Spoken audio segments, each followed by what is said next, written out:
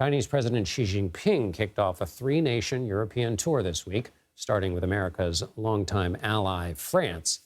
French President Emmanuel Macron welcomed President Xi with 2 bottles of cognac, a gift that would get a chef's kiss from aficionados of passive aggression. You see, China recently opened an investigation into the price of imported European brandy. Aside from trade, the two are also expected to discuss the war in Ukraine. This is the Chinese leader's first visit to Europe in 5 years. He'll also visit Serbia and Hungary. Let's bring in Matthew Kroenig. He's the vice president and senior director of the Atlantic Council's Scowcroft Center for Strategy and Security. Thank you so much for being here. Why is Xi starting in France? Well, why is he going to France, Serbia, and Hungary?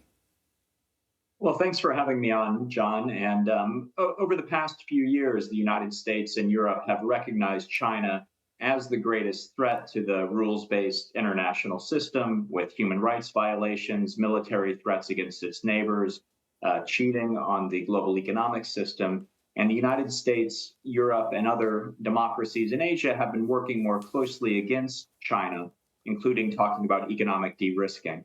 And so what Xi is trying to do here is drive a wedge between the free world, trying to identify countries that have had an independent streak or maybe aren't fully on board with U.S. leadership, again, to try to drive a wedge between the United States and its allies in Europe. And so with respect to, or with that idea of a wedge in mind, what is French President Emmanuel Macron hoping to get out of this meeting? And I'll tack onto that. Macron likes to think of himself as kind of the top man, for lack of a better expression, in Europe. Is that what's on it, kind of on his mind? I think there are 2 main things motivating Macron. First, I do think that there is this French sense of independence going back to de Gaulle, if not further, of trying to find a third way between the East and the West. And so carving out an independent role for France and its relationship with China. But 2, Macron has said he's going to press Xi on at least a couple of issues, including China's support for Russia in the war in Ukraine. And some recent reports have shown that even though China is not providing direct military assistance to Russia in Ukraine, it is providing a lot of economic assistance that's essentially fueling Russia's war machine. And so Macron has said he's going to press Xi on that and some other issues.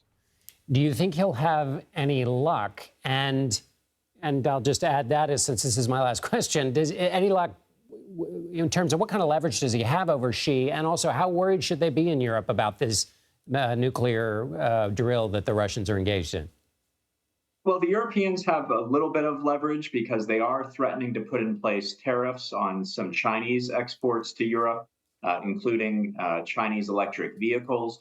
And so that's one card the Europeans can play. And on the nuclear threats, I think this is essentially part of Russia's strategy, that they are a major nuclear power. They know the West is afraid of nuclear war. So anytime that they sense that U.S. or European support to Ukraine is increasing and putting them in a difficult place, they make nuclear threats. The West will say, oh my goodness, what are we doing? We're not willing to fight a nuclear war over this. Maybe we should back off. So I think it's essentially a bluff, but I think it will have its intended effect in many European and North American capitals. Matthew Kroenig, thank you so much for being with us. Thank you.